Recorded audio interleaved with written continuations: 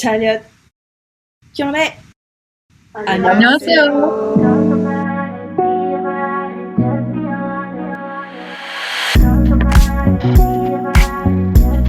Bonjour tout le monde et bienvenue sur Parle-moi K-Drama, le podcast qui vit et revit les séries coréennes. Est-ce que vous avez déjà découvert les séries coréennes avant les émissions de télé ou est-ce que c'est l'inverse?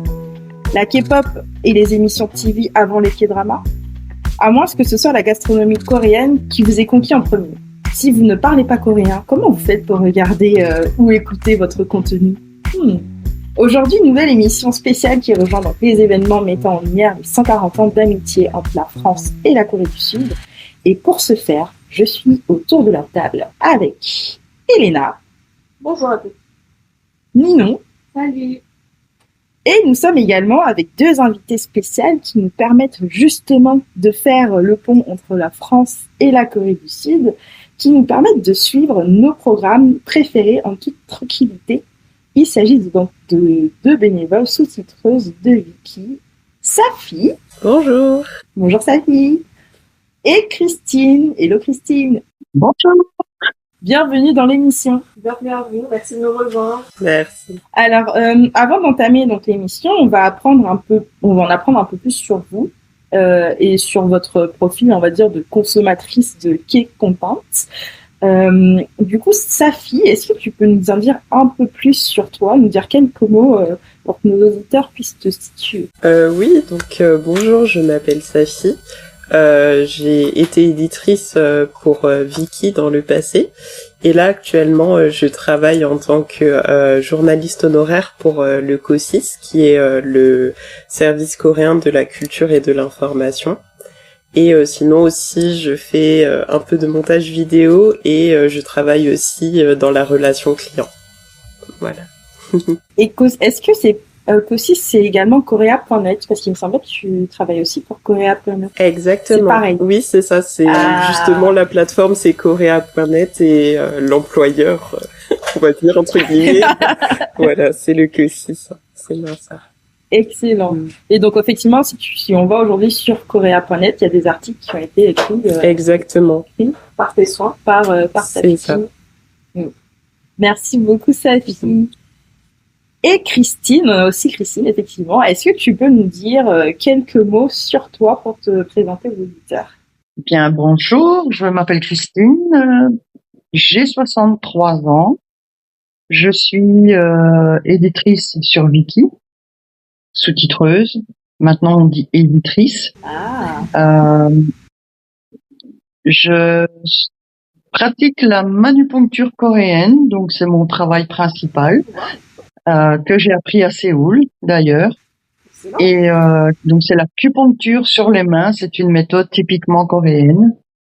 Et la Corée et moi, c'est une très longue histoire d'amour et voilà. Qui continue aujourd'hui avec nous aussi.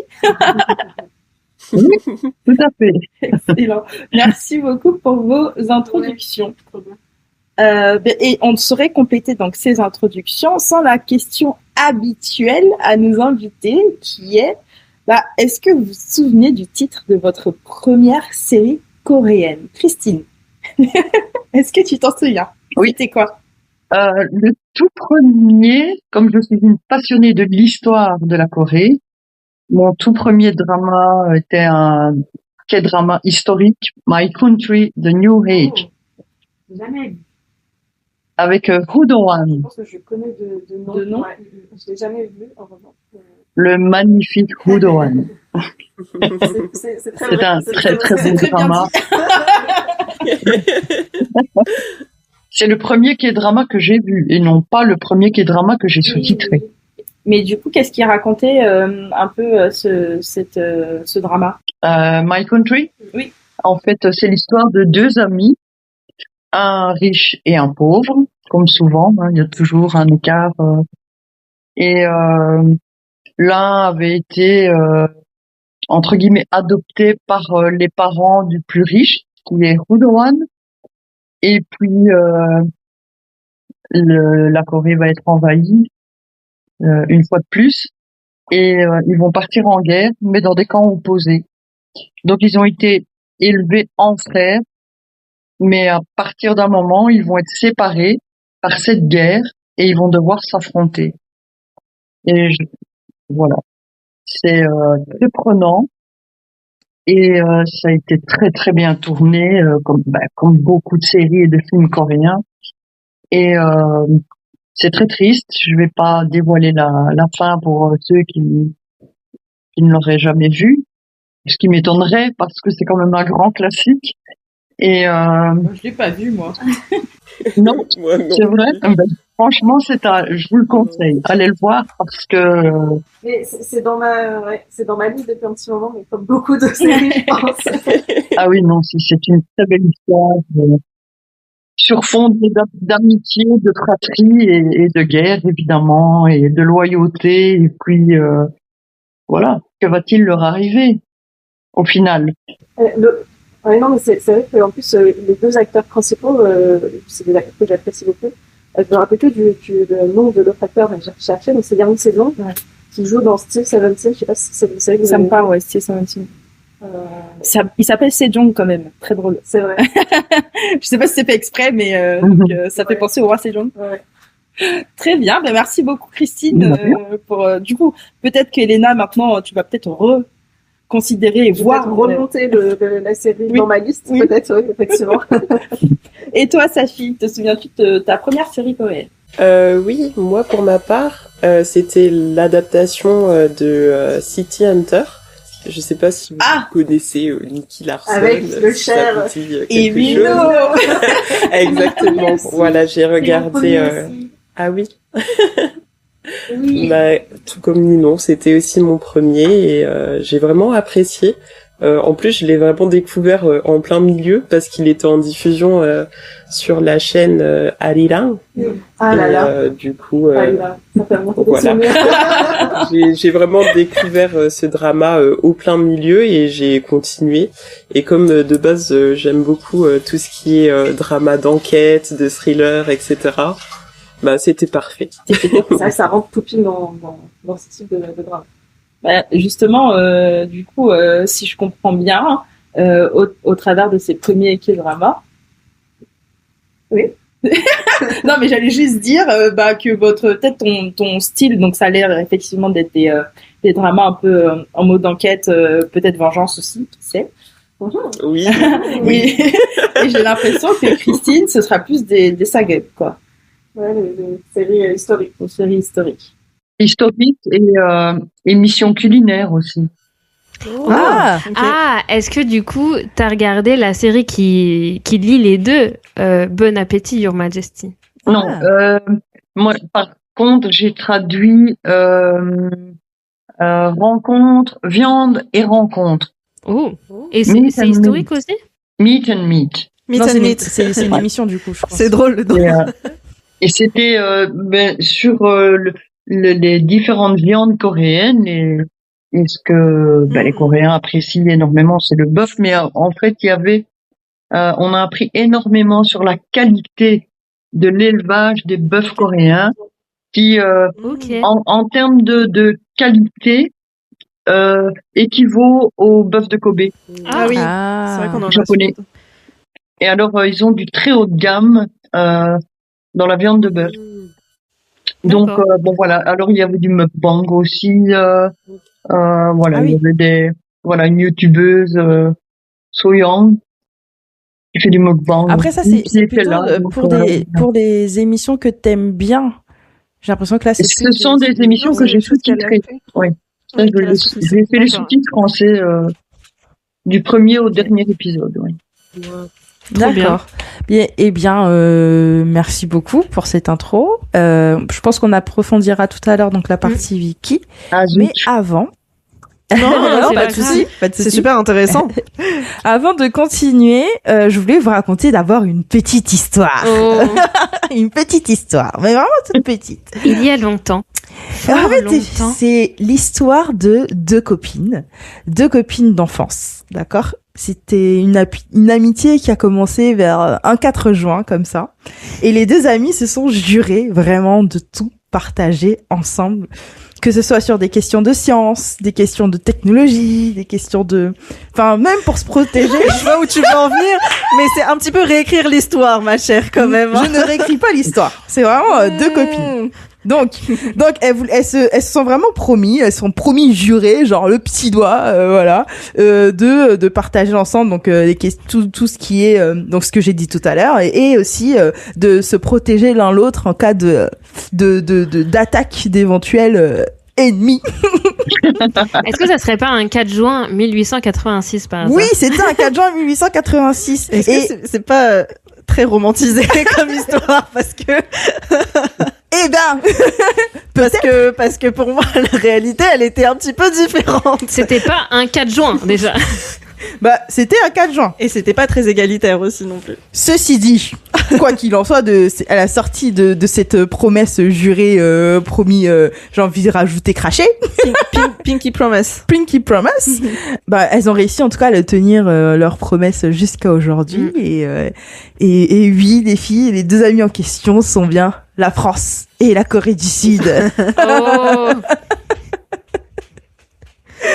Voilà. C'était ma petite histoire. Quelle belle histoire. Très romantisée. Je laisserai Ninon déromantiser ce que je viens de dire dans ce cas. Bah écoutez, je sais plus quoi dire. Là, ça m'a laissé bouche bée. Sans voix. Non, mais voilà, je passerai rapidement sur ce qu'a dit Emma. Tout ça pour vous dire que nous nous retrouvons aujourd'hui pour cet épisode spécial de notre podcast Parle-moi K-drama avec nos invités. Alors, effectivement, vous l'aurez compris, hein, pourquoi je parle d'épisode spécial, parce que comme vous le savez, cette année 2026, on célèbre les 140 ans de cette super amitié. En tout cas, des relations diplomatiques entre la France et la Corée. Donc effectivement, Emma, je pense qu'on peut le dire, joyeux anniversaire. Happy birthday. Ah non, pardon. Joyeux anniversaire. C'est tout. Hamida. 네 축하합니다. 네 축하합니다. Voilà, on connaît pas la suite de la chanson. 사랑하는 프랑스 한국. 축하합니다. On va s'arrêter là. On va redonner la main à Nina, je pense. Parce que oui, bah, vous l'aurez compris, hein, c'est il y a 140 ans. 140. C'était merci. C'était en 1886 que le premier traité a été signé afin de marquer les liens politiques, commerciaux et culturels entre nos deux pays. Et depuis, 140 ans ont passé, mais nous sommes toujours dans cette logique de lien d'amitié. On l'a dit tout à l'heure, c'est une amitié très forte. Et pour fêter ça, Parle-moi K-drama a eu la joie de se faire attribuer un label des représentants de ces 140 ans d'amitié. Et c'est d'ailleurs un vrai honneur pour nous. Et pour ça, on voulait vraiment particulièrement remercier l'ambassade de Corée en France et le centre culturel coréen. Merci sincèrement à vous. 정말 감사합니다. Yeah. Aujourd'hui, justement, avec nos invités, je pense qu'on va parler beaucoup de ce lien qui nous unit, nous, entre nous, mais aussi nous avec les auditeurs, parce qu'on va parler de K-drama, tout simplement. Car... et de K-émission, et de K-show. C'est ça. De K-content. De K-culture, en fait. Voilà, de Corée, quoi. Parce que dans cette vague coréenne qui nous a bien touchés, je pense depuis un petit moment à nous toutes les 5, il y a certes la K-music, la K-beauty, la K-food, on en a un peu parlé, mais aussi les K-movies, les K-émissions et bien sûr les K-dramas. Pour Elena, Emma et moi, ça fait longtemps qu'on est consommatrices de séries coréennes et c'est vrai qu'au début, c'était pas facile d'en regarder de ces séries coréennes. Et là, je vous parle d'un temps que les moins de 20 ans ne peuvent pas connaître car c'était avant l'arrivée des plateformes de streaming, j'ai envie de dire faciles, avant Netflix, avant Amazon Prime, avant Apple TV et bien d'autres. Mais heureusement, parmi ce néant, il y avait quand même Viki. Il y avait quand même Viki et ses fans traducteurs bénévoles. Et en fait, c'est ça qui nous lie, nous toutes. C'est notre passion et ensemble, on veut la partager aux autres à travers la traduction, mais aussi à travers de ce podcast comme on fait aujourd'hui. Christine et Safi, merci à vous et bienvenue dans Parle-moi K-drama. Merci de nous avoir invités. Bah franchement c'est un vrai C'est notre plaisir ouais. parce que en fait on est fan clairement de votre travail, de votre travail, de Vicky de manière générale, et heureusement que vous êtes là parce que sinon ça se trouve on ferait même pas ce podcast en fait. C'est vrai que voilà, avec les filles, on voulait particulièrement vous remercier parce que c'est grâce au travail de personnes comme vous que cette Hallyu, cette vague coréenne, est aussi accessible pour tout le monde aujourd'hui. À la base, ça partait d'un simple traité officiel il y a 140 ans et maintenant c'est partout sur le net, partout sur nos écrans. Et c'est tellement partout qu'il y a plein d'événements franco-coréens cette année. Est-ce que Emma, tu veux nous en parler ? Oui, oui. C'est vrai que donc pour l'occasion, toute l'année, il y a plein d'événements qui se passent et comme tu l'as dit, il y a des événements physiques. Enfin, je veux dire, auxquels on peut assister, des concerts, des représentations, des festivals. Il y a vraiment des spectacles, des événements culinaires aussi, des expositions, enfin des expositions, c'est comme ça qu'on appelle ça. Il y a vraiment énormément de choses qui ont été mis en place, labellisées pour l'occasion, et ce en fait de janvier à décembre. Ouais. Et des deux côtés en fait. Et des deux côtés, que ce soit effectivement en Corée. Ou en France. Ouais. Et justement, pour quelques exemples d'événements pour l'occasion, déjà il y a nous en ligne. Yeah, bienvenue. Et il y a aussi un événement passé, c'était plutôt début d'année, donc en février, on avait J-Park et son groupe Longshot qui étaient là pour un événement. Ils ont fait un concert à Cannes, dont un des membres est français d'ailleurs, franco-coréen. Oui. Franco-coréen, ouais. C'est fou comme de part. Mais c'est peut-être pour ça qu'ils étaient invités finalement. Peut-être. Mais effectivement, donc il y avait, ils ont appelé ça, c'est l'événement s'appelait Midem, donc Midem 2026. Et donc ouais, il y avait ce concert, cette représentation qui a été faite. Ensuite, là en juin, on a Korea Expo 2026 qui va arriver. En tout cas au moment de l'enregistrement. Et puis on a aussi la Tingway Festival qui va arriver dans le sud, à Aubagne. Et d'ailleurs, Parle-moi K-Drama sera représenté là-bas. Oui, c'est vrai. au festival. Et puis aussi, enfin, je vous en ai parlé tout à l'heure, mais enfin, il y a vraiment énormément de choses. Et j'en ai vu un particulièrement qui m'a un peu happé. Enfin, je me suis dit, ah tiens, c'est marrant. Et en fait, il y aura un concert d'opéra aussi à Paris cette fois-ci. Après, il y a souvent des choses à Paris. Ah non, pardon, c'est à Montpellier. À Montpellier. Ah pour une fois que c'est pas à Paris. Ah bravo. Non mais voilà. Ça fait du centrisme. Non mais vous l'avez remarqué depuis tout à l'heure, je donne des exemples, mais c'est un peu partout en France. Oui, et c'est trop bien d'ailleurs. Oui, et en fait, on pourrait se dire, c'est vrai, il y a effectivement pas mal d'événements à Paris, mais il y en a aussi effectivement pas mal en dehors de Paris, notamment Montpellier, Cannes, qu'est-ce que j'ai pas dit encore, Aubagne, Montpellier, enfin, ce que j'ai répété, mais voilà. Lille aussi avec nous. Oui, après nous on est un peu partout, on est sur la toile. Là, il y a eu Sérimania aussi à Lille. Oui, c'est vrai, mais c'est pas Sérimania qui avait le label, c'est parce qu'il y avait effectivement, mais il y avait quand même cette histoire de pays mis à l'honneur pour les 140 ans. Effectivement. Donc voilà. Et puis au-delà des événements, j'aimerais aussi souligner que pour les 140 ans, on a Félix qui est ambassadeur, Félix des Stray Kids, qui est ambassadeur, de l'événement en Corée avec l'actrice Chun Ji-hyun, qui est aussi connue sous le nom de Diana Jeon. Ouais, je savais pas qu'elle s'appelait Diana Jeon. Je savais pas non plus. Voilà. C'est pas mal de faire des recherches. C'est l'actrice qui a joué dans My Love from the Stars. Exactement, et dans The Legend of the Blue Sea avec avec Lee Min-ho. C'est son acteur préféré, hein, si vous aviez pas compris. Ouais. Si personne n'avait compris. Je pense qu'on avait bien compris. Et puis elle a aussi joué dans un film assez récent, Colony, qui a été présenté d'ailleurs au festival de Cannes cette année. Ouais, et qui est actuellement en salle. En salle, exactement. Donc France. là, il est en salle depuis le 27 mai 2026. Donc oui, il y a énormément d'événements pour se fêter ces 140 ans. Et comme tu l'as dit, Ninon, qu'est-ce qu'on est fiers de faire partie d'un événement aussi grandiose, et en plus où on a Félix et l'actrice Jun Ji-hyun et c'est pas fini. Ambassadeur, quoi. Ouais, c'est pas fini. Plein de surprises vont arriver de part et d'autre, dans la France entière, dans la Corée. Si vous nous écoutez de Corée, on ne sait pas. Il y a plein de choses de prévues dans le cadre de cet événement. Donc vous pouvez voir, en fait, on pouvait voir le calendrier sur www.corée-culture.org ou sur culturecorée.fr, où en fait on a vraiment tout le calendrier des événements, etc. Voilà. Bah, merci Emma. Eh ben, de rien.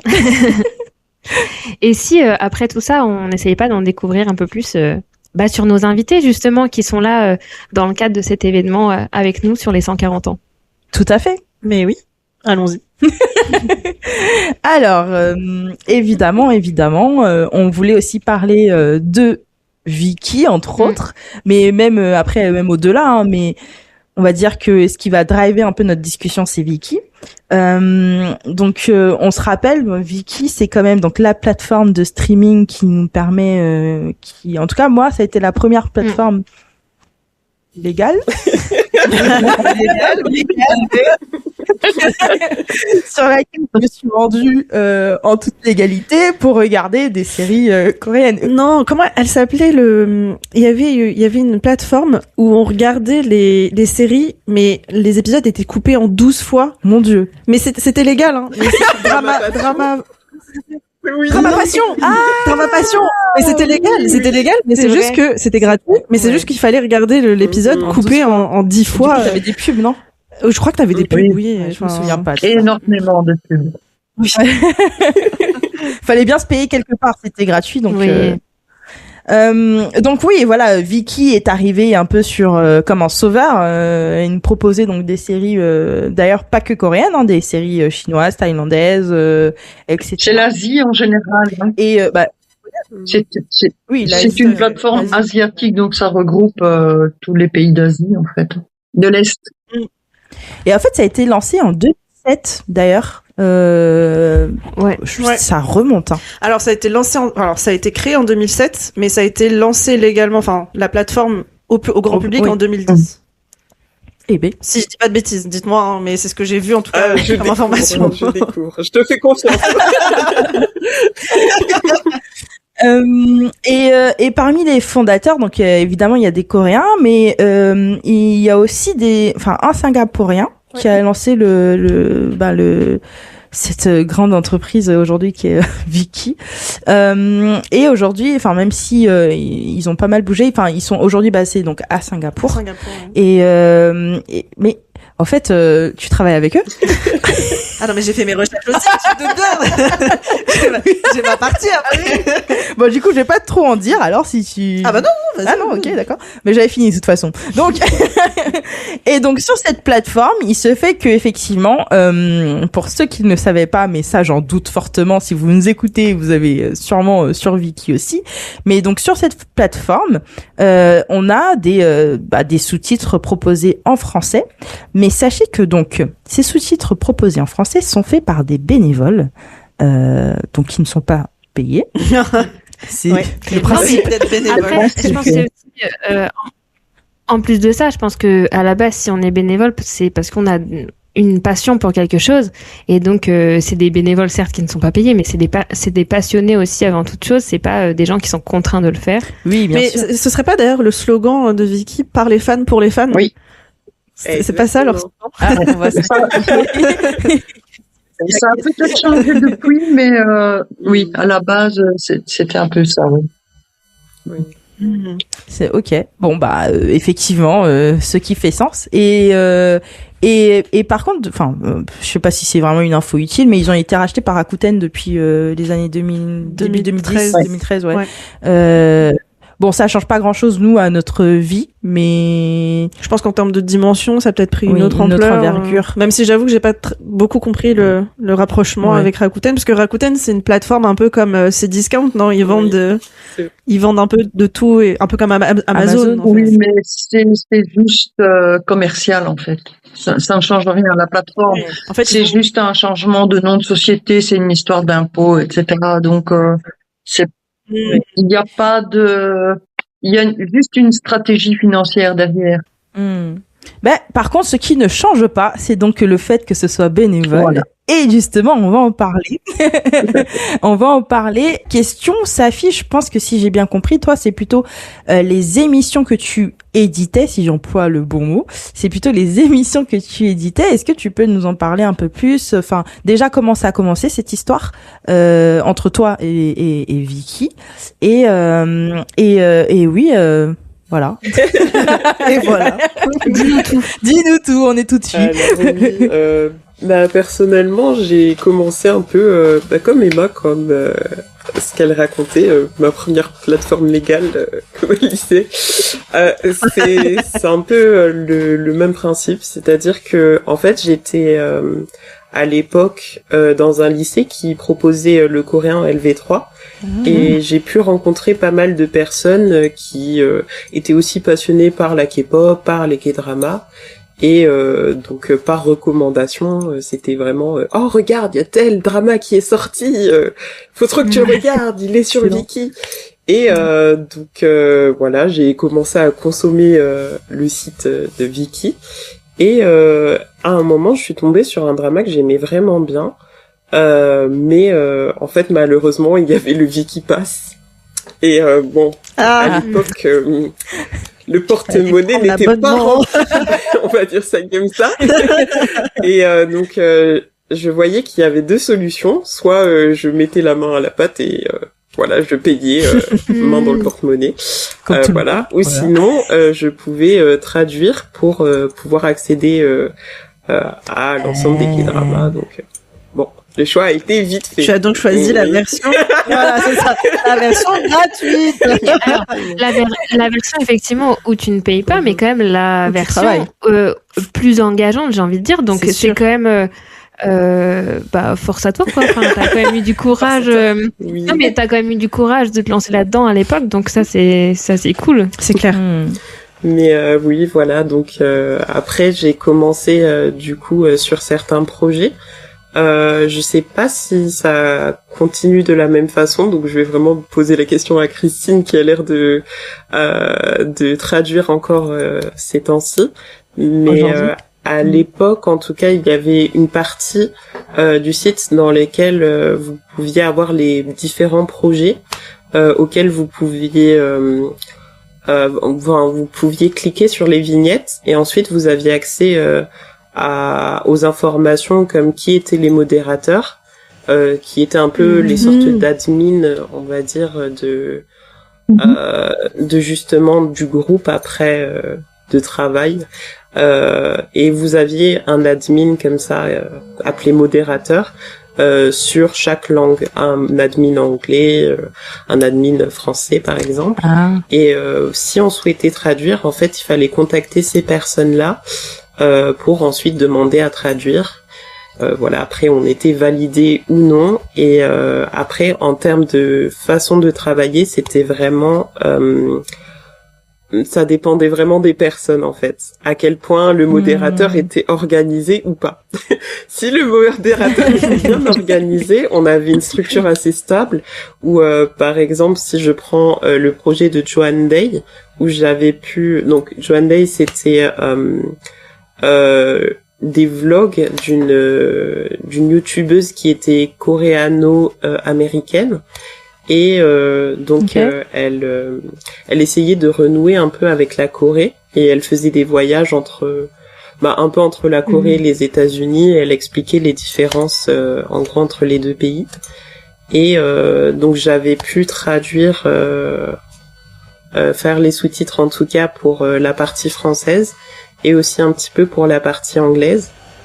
Et donc pas mal de challenges, mais les modérateurs étaient bien organisés, donc on avait une sorte de fichier Excel dans lequel on avait chaque phrase qui devait être traduite. Donc par exemple pour l'anglais, on avait les phrases en coréen, vraiment ligne par ligne, et ensuite à côté on avait un espace pour justement traduire en anglais.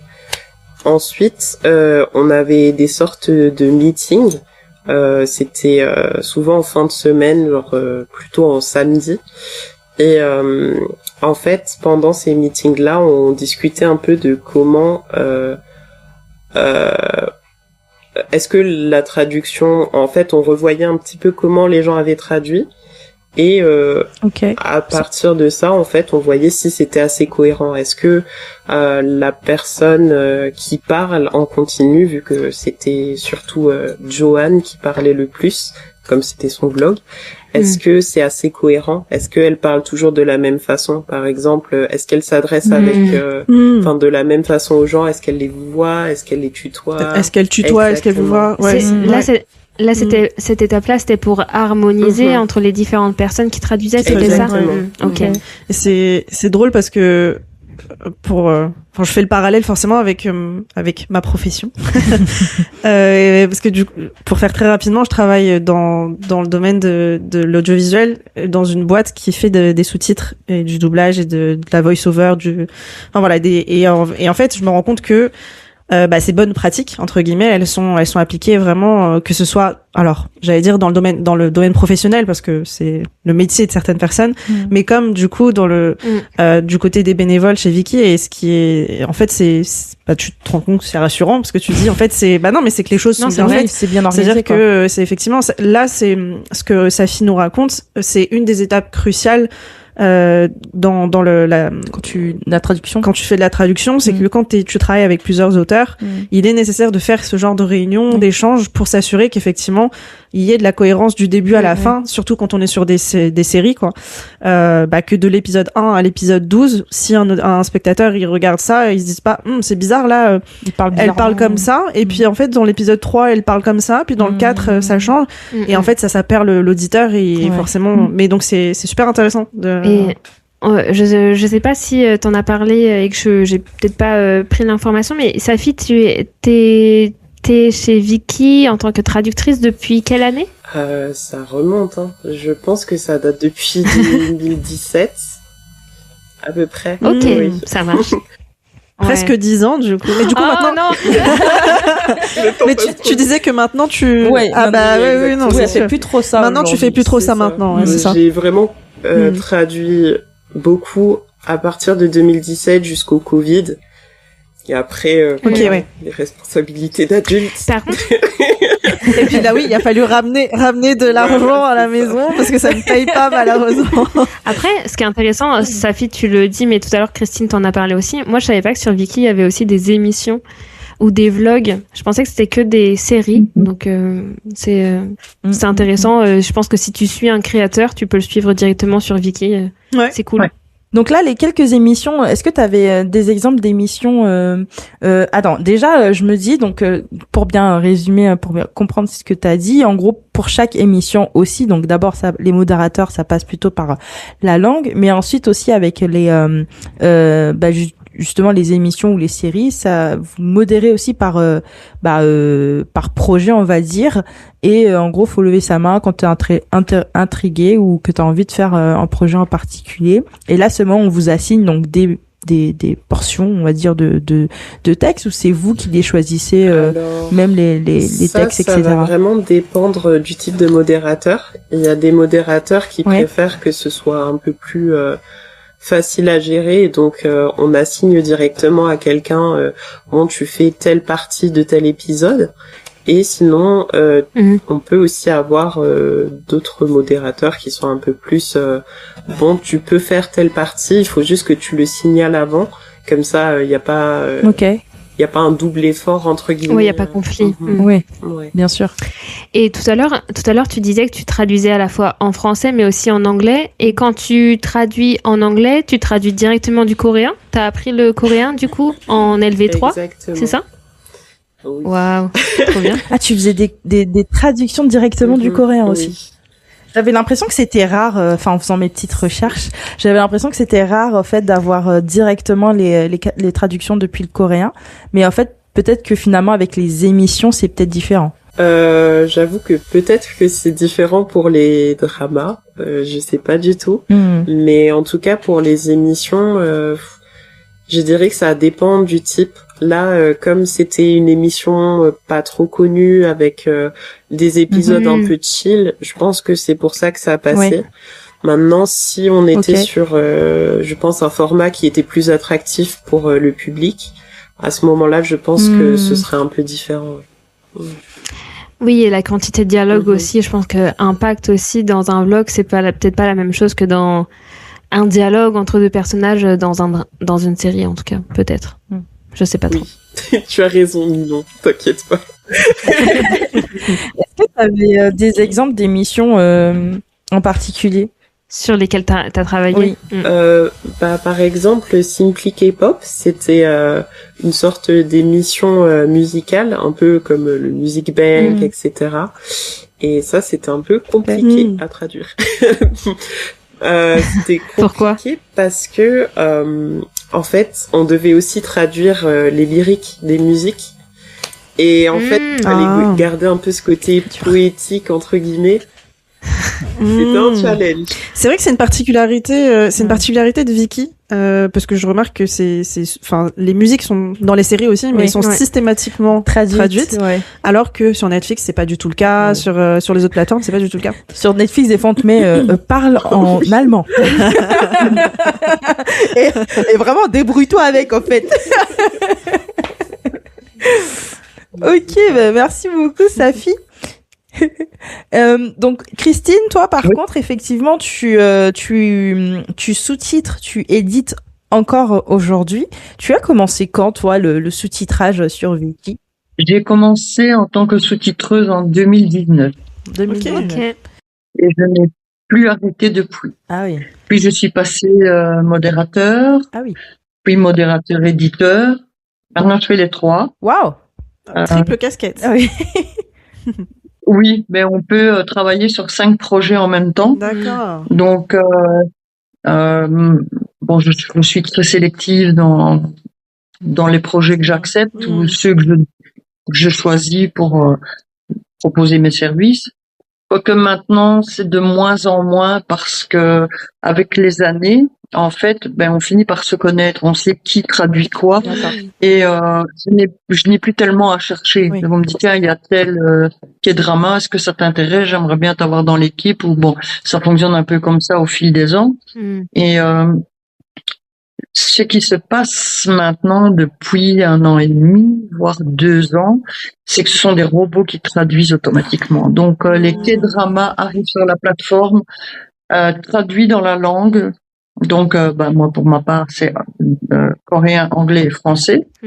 Et ce sont des robots qui traduisent. Donc quand on nous propose un K-drama ou une émission, peu importe, elle est déjà sous-titrée en français et on doit juste corriger toutes les erreurs que le robot fait. Ah, ok. Ça, c'est une pratique. Et là, c'est l'importance de connaître quand même un minimum la langue, c'est qu'on va pouvoir à l'écoute faire les corrections. Parce que le robot va traduire du mot à mot. Ouais, c'est ça le souci de la vie. Ça dépersonnalise totalement le dialogue. Donc maintenant, notre rôle de sous-titreur est plus un rôle de correcteur. Mais j'allais dire, ça c'est une pratique qui malheureusement se démocratise un peu aussi, mais du coup dans les projets entre guillemets professionnels, et c'est un peu au cœur de beaucoup de polémiques parmi les auteurs. Alors pas seulement les auteurs de sous-titrage, mais aussi les comédiens, parce qu'il y a beaucoup de comédiens. Alors je parle de la France parce que c'est ce que je connais le plus, mais de comédiens français qui ont monté un dispositif pour défendre leur voix, et parce qu'en fait leur voix face aussi à l'IA. Face à l'IA, oui, forcément, parce qu'en fait leur voix n'est pas protégée face à l'utilisation de l'intelligence artificielle, et les entreprises ne se cachent pas, en tout cas ont de moins en moins de soucis à dire qu'ils vont pas à dire, mais en tout cas à avoir recours à l'IA.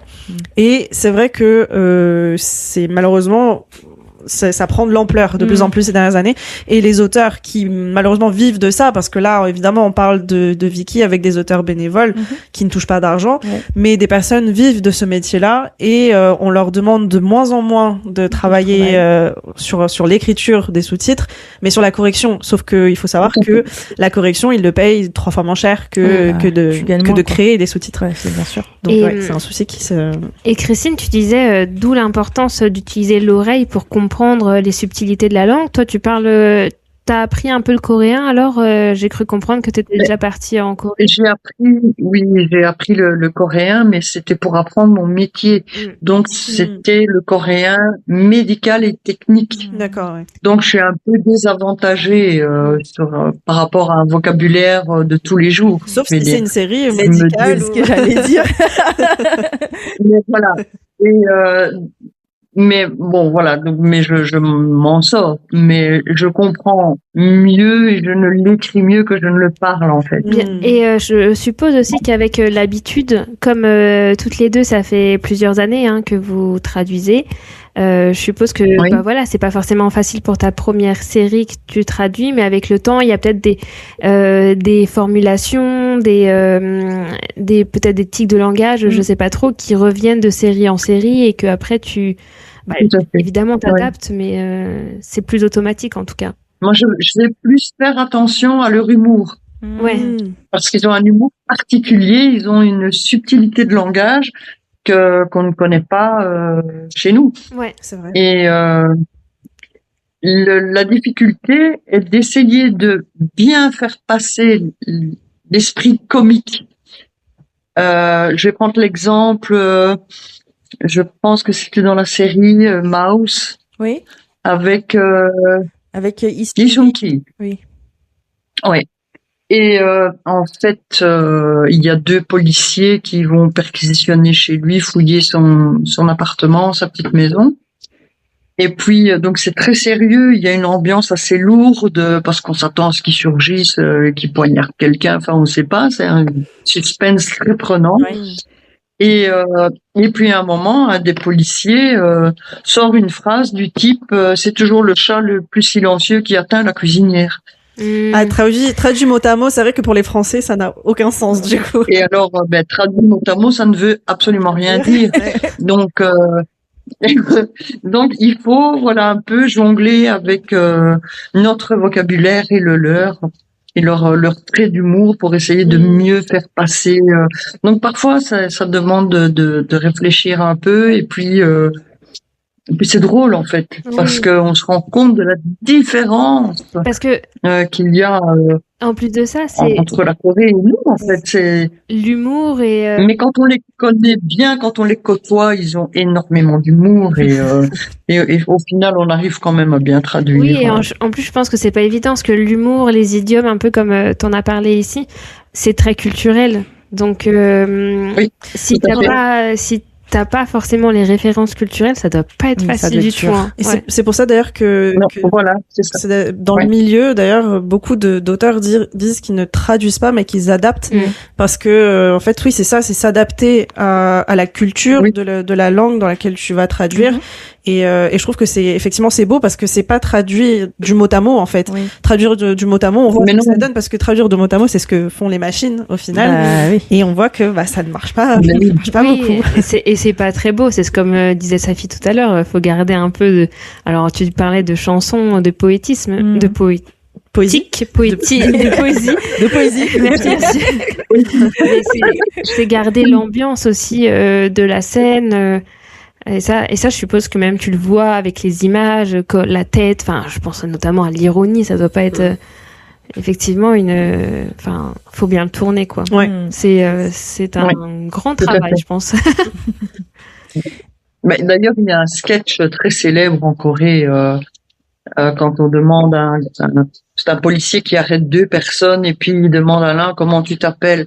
Il répond Opso. Ah oui, quoi, tu n'as pas aussi. Tu n'as pas de nom. Mais je viens de vous le dire, Opso. Et alors ça, mais voilà, mais il y a que, enfin. Comment tu traduis ça du coup en français? C'est particulier chez eux. Et nous, bon voilà, c'est difficile à traduire. Comment tu t'appelles? J'ai pas. Ah. Oui, voilà. Non, tu fais la référence à comment il s'appelle? Au Ulysse. Cyclope. Ouais, avec Ulysse, avec le Cyclope qui lui dit personne. Comment tu t'appelles? Je m'appelle personne. Et donc après le Cyclope il va se plaindre, il va dire il y a personne qui m'a planté l'œil. Voilà. Ouais, pas mal. T'aurais pu être sous-titreuse aussi. Oui.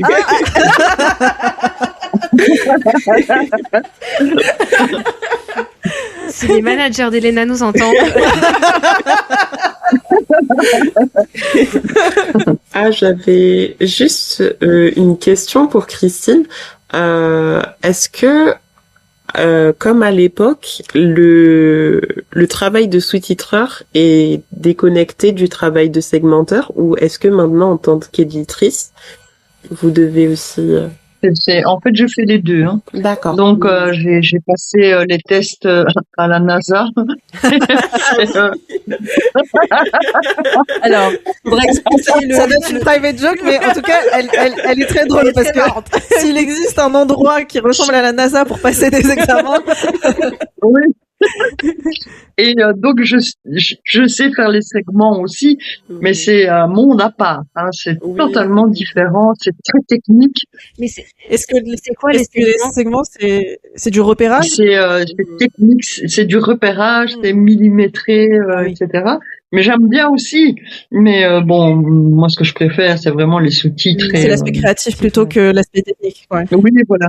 Et donc en fait, donc pour bien expliquer pour nous qui n'y connaissons rien en sous-titrage, donc le segment c'est vraiment tu regardes par exemple donc l'émission ou la série, enfin la vidéo, et vraiment le fait de mettre on va dire le timestamp à 0 minute, je sais pas combien, et on va dire que la discussion ou la phrase se termine. Voilà, exactement. Donc c'est au dixième de seconde près.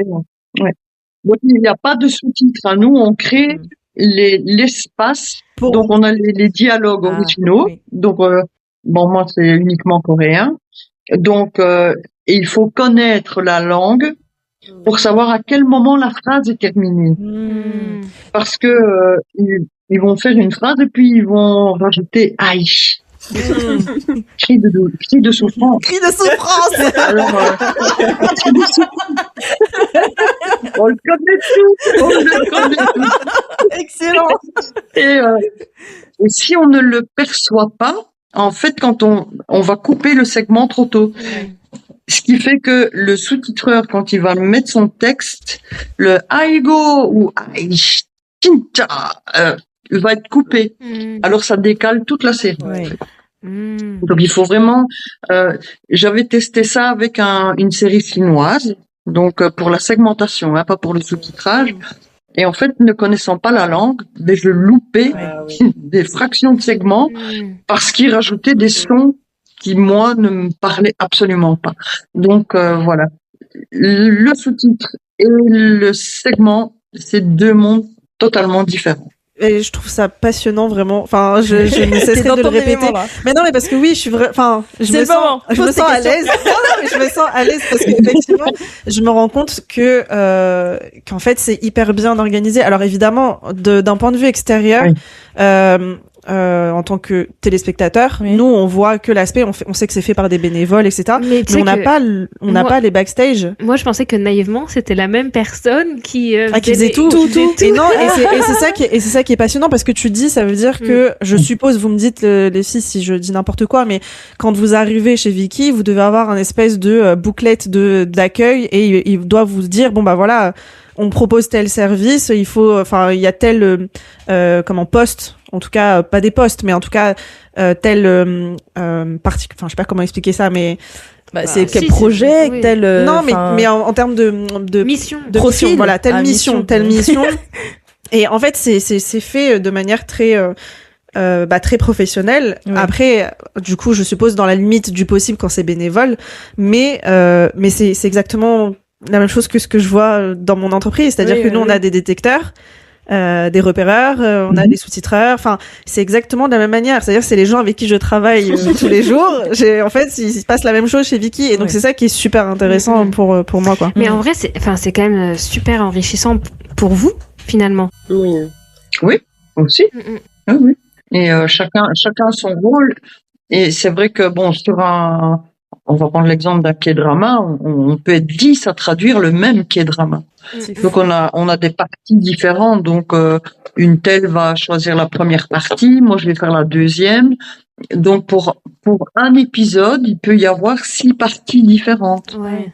C'est une armée. Donc sur une série, sur une série qui va faire 16 épisodes, eh bien sur chaque épisode, il y a 6 parties différentes, donc 6 sous-titreurs différents pour chaque partie.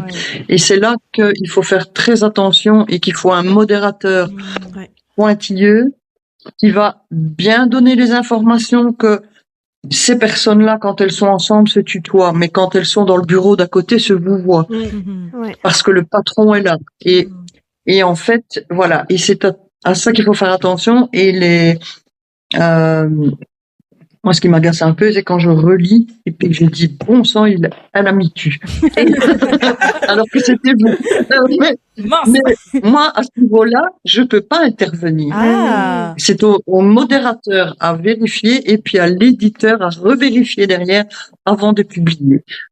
Donc c'est vraiment un travail de longue Ce qui est plutôt rassurant d'un côté aussi de se dire que chacun a son rôle, parce que sinon ça devient chaotique, je pense. Mais vraiment, je le répète, je trouve ça fascinant que ce soit, non pas que je doutais du fait que c'était bien organisé, mais on se dit qu'il y a quand même le côté, mais sans rigoler. Mais non, mais sans Tu rigoler. doutais peut-être un peu, j'ai l'impression. Non, sans rigoler, je veux dire, on va pas se mentir, avec tout le respect, ça reste du bénévolat. Oui. Donc, c'est-à-dire que c'est pas quelque chose de professionnel. C'est-à-dire que c'est pas leur métier à la base. Oui. Dans Donc, le sens, c'est pas, c'est appris sur le tard, en fait, finalement. Mais au-delà de ça, oui, c'est qu'en fait, tu débarques, et je suppose qu'on ne dit pas, tu dois avoir tel diplôme, tu dois avoir telle compétence, enfin voilà. Mais c'est d'autant Et plus la impressionnant. NASA, apparemment. Ouais, à part la NASA, peut-être. mais du coup, ce qui est passionnant, c'est que ça utilise les mêmes codes, au final, que des professionnels. Oui. C'est juste que forcément, je pense qu'on peut pas s'attendre à avoir la même. Oui, voilà, Safi pourra le dire aussi, mais on met un point d'honneur à rendre un travail bien fait et toujours garder en tête qu'il y a des gens derrière qui vont lire les sous-titres et que ça doit être compréhensible pour eux et agréable à lire. Donc, alors c'est là tout le génie, je trouve, de Vicky, mais bon, on va dire que d'un certain côté, si on veut le voir négativement, ils exploitent un petit peu des passionnés, j'ai l'impression. Mais c'est bon, c'est un peu ce côté de, effectivement, c'est des gens passionnés, donc derrière, on le sent, et les gens qui regardent, bah oui, ils se disent, ok, on sent qu'il y a de la passion derrière, et que de toute façon, il en faut pour que ça fonctionne. Donc, oui, mais je ne dirais pas que c'est de l'exploitation parce qu'en contrepartie, on ne paie plus nos abonnements. Donc, voilà. Oui, après, si vous deviez être payé, je pense que ça vaudrait plus que juste un abonnement. Bon, voilà. À la base, c'est peut-être pas le but premier, mais je ne sais pas, quand vous avez une passion, même si c'est le tricot, vous n'êtes pas payé pour tricoter. Vous voyez, c'est un peu dans le même style. Elena, je vois exactement ce que tu veux dire. En fait, j'avais un peu cette image aussi avant d'être justement traductrice, mais en fait, c'est tellement bien géré, c'est tellement une bonne ambiance généralement parce qu'on est entre passionnés que c'est vraiment, en fait, c'est comme si tu étais ton propre gérant, en fait. C'est toi qui gères ton temps, qui voit combien de temps tu alloues dans une journée pour traduire. Il y a d'ailleurs justement. Il n'y a pas de pression, ils vous disent pas, vous avez. Exactement. C'est ça, il n'y a pas la pression derrière qui pourrait être là dans un contexte un peu plus professionnalisant. Ça fonctionne comment? Parce que je sais que par exemple, dans mon entreprise, il va y avoir des deadlines parce que il va y avoir derrière l'idée que, ok, à telle date, ça va être diffusé. C'est-à-dire, imaginons, je sais rien, je dis n'importe quoi, le client c'est, je veux dire n'importe quoi, c'est TF1. Et bah le TF1, le 22 avril, ils vont diffuser ce film avec les sous-titres français. Donc ça veut dire qu'il y a une deadline pour les auteurs. Pour vous, ça fonctionne comment? Est-ce que vous avez le matériel vidéo, etc. beaucoup en avance pour justement ne pas avoir cette pression derrière de vous dire il faut rendre les sous-titres français pour telle date? Ou alors parce que t'as l'air de dire, Safi, effectivement, que vous avez aucune pression et que vous avancez un peu à votre rythme, quoi. Et moi, je me posais aussi la question sur Vicky. Est-ce qu'il y a des fois, par exemple, une série entière, ça sort épisode par épisode? Je suppose que pour garder une cohérence, la cohérence dont vous parliez toutes les deux tout à l'heure, il faut que l'ensemble de la série soit traduite avant qu'elle sorte aux spectateurs. Comment ça se passe? Moi, je pense que ça doit dépendre des projets, à mon avis, parce que comme peut-être vous le savez déjà, généralement quand on traduit en français sur Viki, c'est à partir des sous-titres anglais, parce que l'anglais est la langue pivot avec le coréen justement. Et donc je dirais que ça dépend des projets. Il y a eu des projets pour lesquels personnellement c'était très chill. Donc Johan Day dont je parlais tout à l'heure, c'était vraiment très tranquille. C'était déjà des épisodes qui avaient déjà été traduits depuis un certain temps, donc il n'y avait pas de pression de ce côté-là. Après, pour tout ce qui était Tencent ou aussi Simply K-pop, qui était plus là des émissions musicales, en fait, on devait s'organiser autrement parce qu'il y avait énormément de retard en fait sur les sous-titres français. Donc on devait faire en priorité les épisodes qui sortaient et ensuite, si on avait le temps, repartir en arrière. Donc voilà. Enfin, D'accord, ok. Mais parce que donc il y a pas ce principe de j'en sais rien. Imaginons il y a une série qui est très attendue, une série coréenne qui est très attendue sur Viki. La traduction anglaise est déjà faite, certes, mais du coup, est-ce qu'ils se disent pas, ok, sortie anglaise plus un mois, En il faut fait, que ce qui tous les se passe, sous-titres c'est que français nous, soient En disponibles. tant que traducteur français, sous-titreur français, on doit attendre le feu vert des équipes anglaises. Donc il faut que tous les épisodes soient traduits en anglais D'accord. et après c'est dispatché dans les différents dans les différentes langues. Donc mais maintenant, comme je disais avec le robot, de l'anglais, le bot traduit directement en français. Et puis donc ça sort tout de suite en fait. Ça sort tout de suite, mais avec une traduction pratiquement au mot à mot. Et Ouais. donc voilà. Et donc ça veut dire que les corrections que vous pouvez potentiellement apporter, donc la relecture, ça veut dire que d'abord les spectateurs vont voir la version qui a été faite par l'IA, et peut-être s'ils reviennent 2 mois plus tard, ils auront une version corrigée, c'est ça? Voilà, tout à fait. Ok. Et ce qu'il y a aussi, c'est que l'IA ne va pas aller mettre les ponctuations, par exemple. Où on a des codes pour mettre des majuscules, on a des codes pour mettre en italique, pour faire descendre un sous-titre en dessous, on a des codes particuliers. Ça, l'IA ne le fait pas.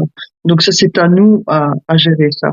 Donc le rôle du sous-titreur maintenant est totalement différent. Alors, après, si je peux revenir très rapidement sur il faut pas le voir négativement quand je disais, j'ai l'impression que vous faites comment, c'était quoi le terme que j'ai utilisé? Des missions, je sais Que pas. vous faites exploiter. Exploiter, Ah oui. oui, exploiter. C'est plus dans le sens, c'est que moi je vois la différence avec ce que tu disais par exemple Christine, où effectivement quand on a une passion, j'en sais rien, le tricot, effectivement, derrière il y a pas un aspect où quelqu'un gagne de l'argent sur ça. C'est plus dans ce sens-là, c'est que derrière Viki gagne de l'argent quand même sur votre travail. Alors évidemment tout l'aspect passion, je l'entends tout à fait et je peux comprendre, et d'ailleurs c'est sur ce principe-là que ça fonctionne, hein. C'est que s'il y avait pas des passionnés, des bénévoles qui acceptaient de faire ça, il y aurait pas Viki. Mais c'est plus dans ce sens-là où moi j'avais un peu cette vision. Oui, d'accord, tout à fait. Mais voilà, il gagne de l'argent. S'il n'y avait pas les bénévoles, je pense que les abonnements coûteraient beaucoup plus cher. Effectivement, c'est sûr. Et c'est pour ça aussi que du coup on ne vous remercie pas Donc, assez. au final, tout le monde s'y retrouve. Jamais assez. Non, mais c'est sûr. Mais et du coup, vous n'avez, parce que je suis une qui a posé la question tout à l'heure, mais en aucun cas dans l'histoire vous n'avez eu les séries avant tout le monde, du coup. Ah si. Ah. Si, ça arrive. Sophie, tu peux répondre aussi, peut-être. Si, parce que en fait, la mise en ligne justement est faite à un niveau plus haut que nous, les traducteurs. Et donc ça arrive qu'on ait accès à des épisodes qui sont pas encore disponibles sur la plateforme Viki pour que le public le voit. Donc si ça peut arriver. Si. Ok, d'accord. Ce qui semble plus logique au final, si tu veux. Mais en fait, c'est exactement comme Christine disait tout à l'heure. C'est vraiment, on attend tout le temps le feu vert des équipes anglaises. Donc voilà, si ça a du retard, on aura du retard, etc. On est impacté. Donc si vous n'avez pas votre traduction en français, c'est à cause des Anglais. Voilà. Exactement. Très beau résumé. Les nouveautés, c'est plutôt dans les émissions de variété, hein, quand il y a des reality shows ou des genre Star Academy par exemple, mais en Corée, j'ai oublié le nom, mais à ce moment-là, oui. Ah, ok. Ah, ouais, d'accord. Et pareil, une autre question aussi, c'était, c'est vrai qu'on se parle de bénévolat, mais est-ce que vous avez quand même accès à des rétributions autres que merci beaucoup pour votre travail, par exemple? Du coup, on a droit à ça. Ah, elle nous montre une belle carte là. On a des sortes de cartes et aussi des stickers, des sortes de crédits. Une carte de crédit avec voilà. Voilà, c'est ça. Des cartes de crédit. Des cartes de crédit, mais qui servent à quoi? C'est lié à Rakuten. Ah, et c'est comme ça qu'après c'est relié à Rakuten, c'est que du coup vous avez un espèce une carte de crédit avec laquelle vous pouvez acheter des produits Rakuten sur le site Rakuten. C'est un peu ça. Ah, ça va, ils sont comme ça va. Après voilà, j'ai jamais utilisé la carte dans ce sens-là. Moi perso, j'utilisais pas vraiment la carte. Tu utilisais pas la carte? Juste mais quelle idée! Elle a juste la carte. J'étais juste contente, voilà, c'est ça, j'ai la carte. Et c'est tout. Toi, Christine, tu utilisais la carte, tu l'as utilisée pour acheter des choses, peut-être? La première que j'ai reçue, je l'ai utilisée. C'était l'équivalent, il y avait $50, quelque chose comme ça. Okay. Celle que j'ai reçue l'année dernière, $25, que j'ai pas utilisée. C'est de pire en pire. Mais elle l'utilise pas. Je pense qu'il faut l'utiliser parce que sinon Mais ma question, est-ce que c'est cumulatif du coup? Parce que si t'as pas utilisé l'année dernière, est-ce que tu le gardes et que peut-être l'année prochaine t'as 75 du coup? Enfin, au cumulé, tu vois. Je pense que c'est en fonction des dividendes rapportés. Ah, peut-être que vous êtes actif. En fait, c'est un petit peu comme si nous on avait des cartes cadeaux à la fin de l'année avec le CE, quoi. Oui, voilà. C'est un peu ça. D'accord. Voilà. Cette année-ci, j'ai reçu des autocollants. Ok, sympa. Nice. Je sais pas ce que tu peux en faire, mais moins sympa que $50, mais c'est quand même sympa. Non, parce qu'en fait. On avait le choix entre plusieurs options et j'ai dit la carte c'est ridicule, je l'utilise pas. Donc j'ai choisi des autocollants que j'ai donné à mon petit-fils, il en met partout au frigo de sa maman, il est ravi, il y a du petit partout. Donc voilà. D'accord. C'est voilà. C'était dans le but de ne pas gaspiller, que ça ne sert à rien de laisser une carte. En plus, on ne sait pas en faire grand-chose puisque ce sont exclusivement des achats sur Internet et c'est quand même relativement limité. Hein. Au final, votre rétribution, on va dire, donc c'est cette carte plus ou moins cadeau chaque année et en plus d'avoir le pass naturellement vu que vous traduisez donc ouvert Wikipass ouvert en fait gratuitement. Et après, je pense aussi, il me semble que vous avez accès peut-être à des séries qu'on n'a pas accès, nous, en France, peut-être, un truc comme ça, non? Je vois ce que tu veux dire, Emma, parce que je sais pas si c'est encore comme ça. Je sais qu'à l'époque où je traduisais Joan Day, donc ça devait être vers 2017-2018, à cette époque-là, il y avait certains justement projets qu'on pouvait pas avoir en France. Mais on pouvait participer au projet et du coup on pouvait regarder quand même avoir si on faisait partie du projet. Okay. Oui, voilà. Mais sinon on ne pouvait pas regarder comme Christine disait. Parce que j'ai l'impression que c'est une question de droit parce que du coup comme un peu comme sur Netflix, tu vas avoir des séries qui ont été achetés, les droits ont été achetés par Netflix France, mais ils peuvent pas être diffusés en France. Enfin, si c'est pas les droits achetés en France, ils peuvent pas être diffusés en France. En revanche, tu auras quand même des sous-titres français, mais je sais pas, par exemple, il faudra avoir un VPN et te connecter avec le Netflix anglais. Et là, il y aura peut-être des sous-titres français, mais c'est une série à laquelle tu n'auras pas accès en France. Si t'es situé en France géographiquement. Et très souvent, alors c'est très frustrant, très souvent, je vois sur internet, cette série est disponible sur Viki, cool, je me connecte sur Viki. Cette série n'est pas disponible dans votre région. Mince. Donc, c'est vrai que c'est un peu frustrant, mais bon, ça arrive. Je vais aussi mettre le doigt sur quelque chose. Christine, ta première série que t'as traduite, il me semble que C'était Empress Key, ouais. 51 épisodes. 51 épisodes. Ouais. 51 Ça a épisodes. commencé avec un vrai challenge. Hein. Je n'en pouvais plus, je me mangeais des chichangrous. Elle voulait plus Soir, voir le Jichangou. alors Mais- qu'il a vu revu. mais Mais tu sais quoi, c'est une des séries aussi que j'adore. Moi, les filles, je crois que vous l'avez pas vue. Mais attends, Mais du coup, je voulais la proposer pour en parler dans une des saisons de notre podcast. Mais effectivement, j'ai vu les épisodes, le nombre d'épisodes. Je me disais, je m'en plais pas que c'était aussi long. Donc je me suis dit, je vais leur épargner Mais- ça. Je vais pas. leur attends, dis non, parce que là, je viens de réaliser un truc. Mais pour moi, The Empress Key, parce que j'ai vu une partie, j'ai pas tout vu. Mais en fait, c'est le même modèle que les dramas chinois. Hein. Donc je suis sûre que si tu apprécies Empress Key, tu pourrais apprécier des séries chinoises. Je suis navrée, mais non, c'est mais la j'ai- réalité. Non, j'ai rien contre les séries chinoises. J'ai même. je regarderais plus facilement une série japonaise qu'une série chinoise. Ouais. Bah effectivement, c'est une question d'habitude, mais là, ce que Elena est de mauvaise foi, c'est que, alors, moi, j'ai appris le chinois fut un temps, je connais, j'ai l'habitude d'entendre parler du chinois. Oui, parce que Elena en parle tous les jours. Oui, Oui, bah Non, moi mais- aussi, j'ai appris le chinois, moi aussi. Attends. Ce qu'elle ne dit pas, c'est qu'elle nous parle d'une série chinoise, mais on va vraiment parler dans tous les épisodes, moi, j'en peux plus. Je fais du lobby pour cette série. Et donc, et comme j'en ai marre qu'elle nous parle de cette série chinoise, et bah, là, elle pense que c'est toutes les séries chinoises que je n'aime pas. Non, c'est juste toi.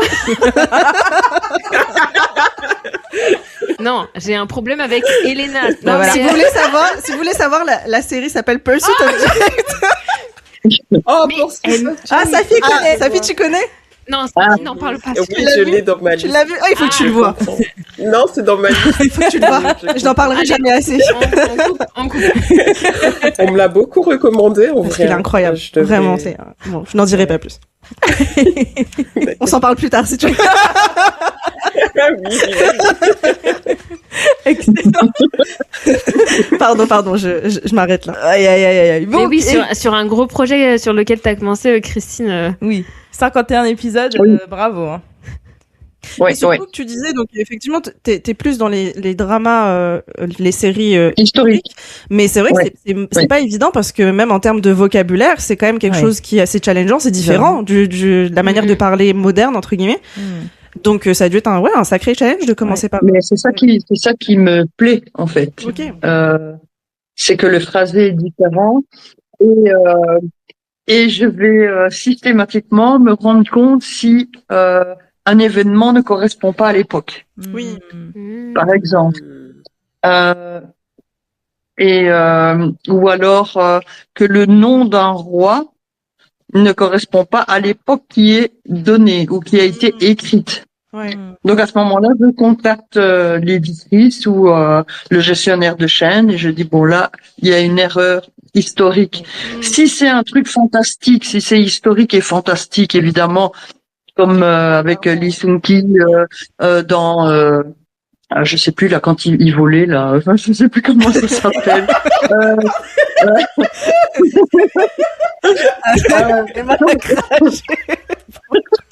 Korean Odyssey. Ah, The Korean Odyssey, c'est vrai, oui.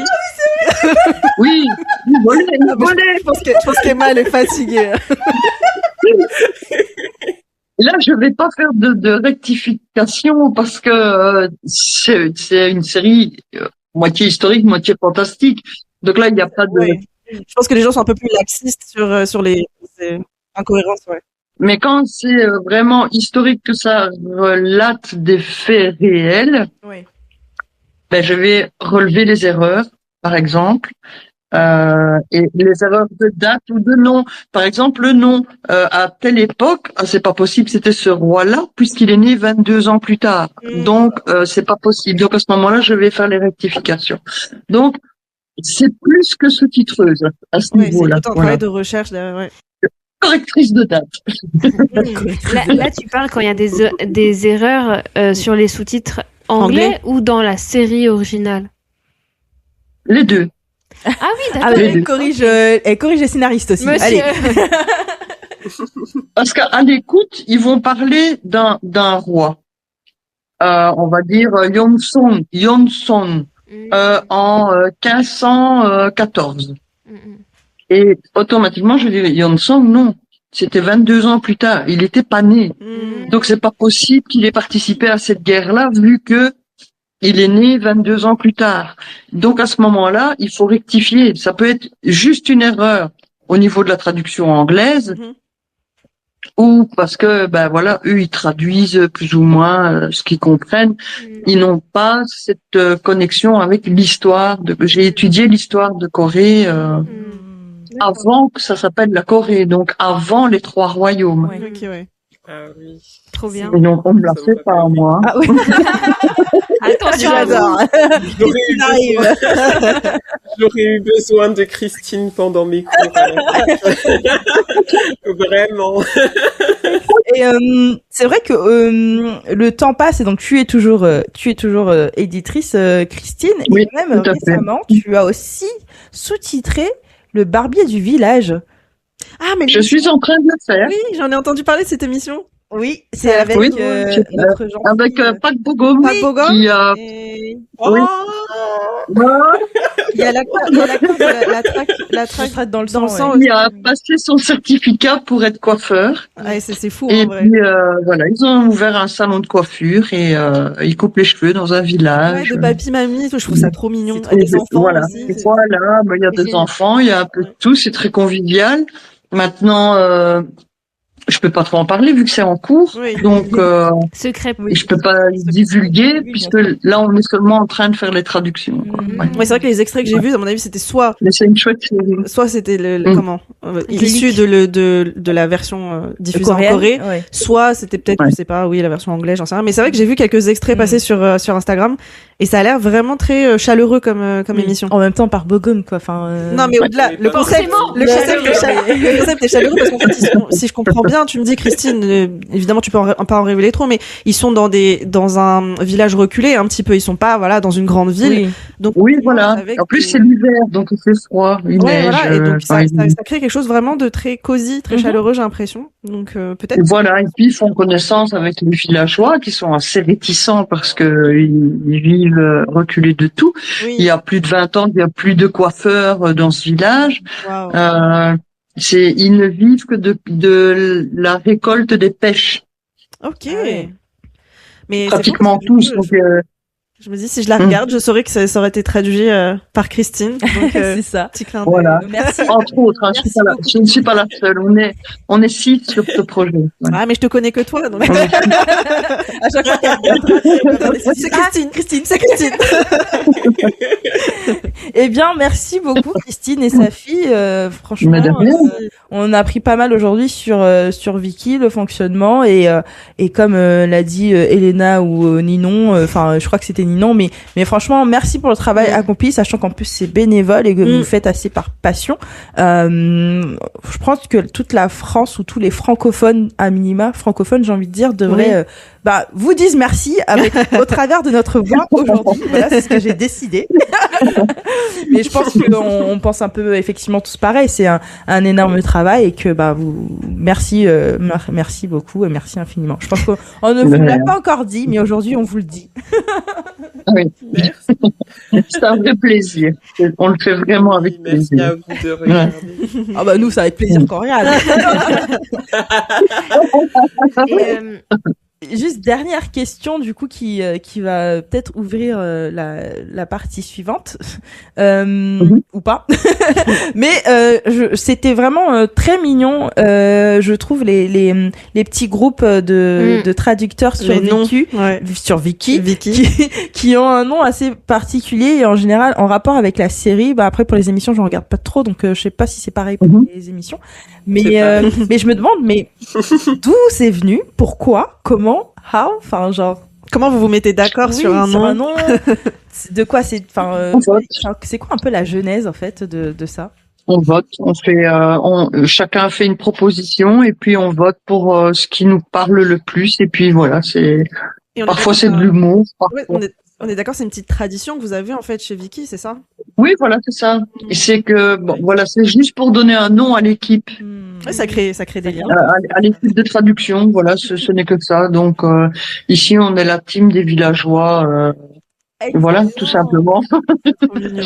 Et toi, est-ce que t'as un nom, Safi, qui te vient en tête là, peut-être Qui t'a marqué? Oui, par exemple, sur le projet de Joanne Day, en fait, on était les Happy Days. Oh. Excellent. Ah, bah c'est franchement trop. En tout cas, c'est trop mignon de les voir passer le nom des équipes. Et voilà, nous avons décidé de découper cet épisode en 2 parties.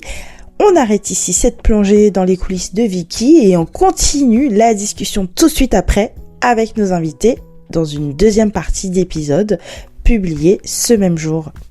Sur ce, merci chers auditeurs de nous avoir écoutés. 들어주셔서 감사합니다. 감사합니다.